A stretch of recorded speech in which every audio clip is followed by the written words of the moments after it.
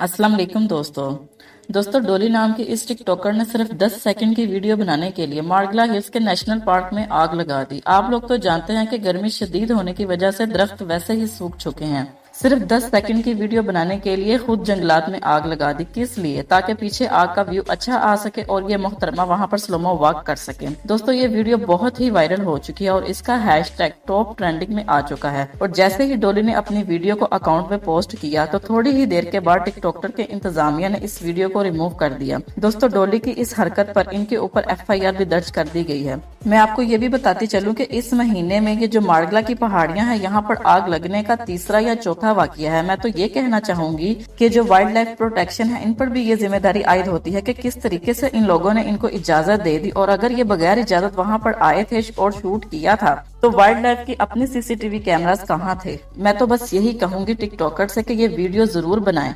Entertainment जरूर करें, लेकिन किसी भी ऐसी सरकारी अमला को नुकसान ना पहुंचाए। खुद भी सेफ रहें और दूसरों को भी सेफ रखें। तो दोस्तों मेरी नेक्स्ट वीडियो तक दी मुझे इजाजत। अल्लाह हाफिज।